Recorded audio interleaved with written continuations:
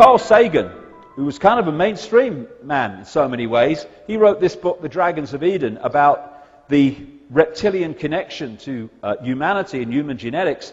And he says in there, was the effect to understand the human's reptilian characteristics is to understand so much about human behavior. Quite right. It's in the DNA, the hard drive, which has been put in there. Now, one of the hardest things that people have to understand, and I completely appreciate it, is this idea of shapeshifting. Now, it's an ancient thing in terms of accounts all over the world. Not just shapeshifting between human and reptilian, but shapeshifting between human and many different forms, animal forms, etc. And people perceive it, because we're so locked into this reality is real, as like a physical, solid human body transforming into a solid reptilian body and then back again. Because I've spoken to people all over the world, in vast numbers now, who have seen this phenomenon of seeing someone, a human, suddenly transform into a reptilian figure and then come back again. And the ancient accounts talk about the same thing. And people think, hey, it's impossible, mate. How can a body change into another body? I mean, the person would die, wouldn't they? Well, that's not what's happening.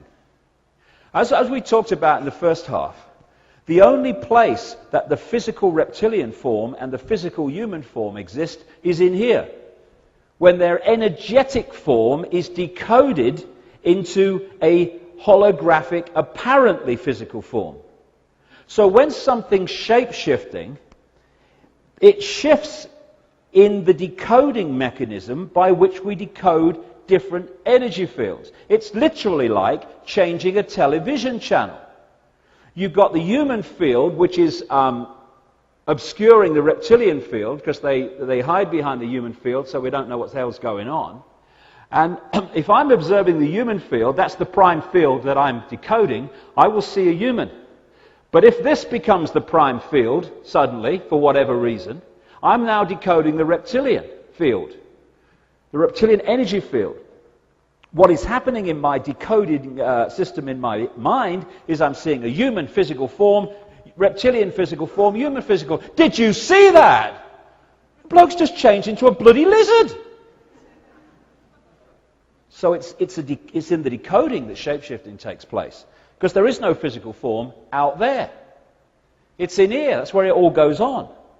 And this movement of energy fields is where we get confused, and it's where the decoding mechanism makes us think that very strange things are going on.